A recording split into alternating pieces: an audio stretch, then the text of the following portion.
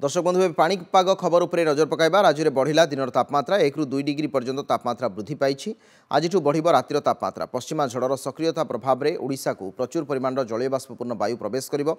फल राज्य में तापमात्रा उपरमुहा होब पूर्वानुमान कर आंचलिक पाणीपाग केन्द्र विशेषकर दिन सहित राति 2 ରୁ 4 डिग्री पर्यंत तापमात्रा वृद्धि पाइब विशेषकर उपकूल ओडिशा समेत आभ्यंतरीण और दक्षिण ओडिशार सबु जिले में तापमात्रा वृद्धि हो ताती बढ़िबा सहित आसंता 24 तारिख पर्यंत घन कुहुड़ीर आस्तरण देखा मिल काली पर्यंत घन कुहुड़ी नहीं 4टी जिला को येलो अलर्ट जारी कर केन्द्रापड़ा जगतसिंहपुर कटक और खोर्धा जिले में घन कुहुड़ी नहीं सतर्कता जारी कर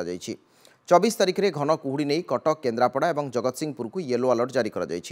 सबु जिले में 50 मीटर तलक खसब दृश्यमान क्षमता किसी अंचल में जीरो विजिबिलिटी नहीं सतर्कता जारी कर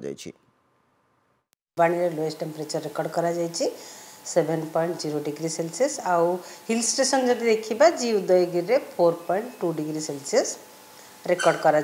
ता सहित फॉग भी dense fog very dense fog record करा पारादीप रे 10 मीटर विजिबिलिटी चांदबाली रे 100 मीटर आउ 4टा जगार सालो टू मॉडरेट फॉग भी रिपोर्ट करा जमती कि झारसुगुड़ा सुंदरगढ़ भवानीपाटना फुलबाणी जिले में टोटाल पूरा ओडिशा रे तापमात्रा 2 ରୁ 4 रेंज रे काली ठारू नहीं सब्सिक्वेंट 5 दिन भितर धीरे धीरे करके बढ़िबार संभावना रही।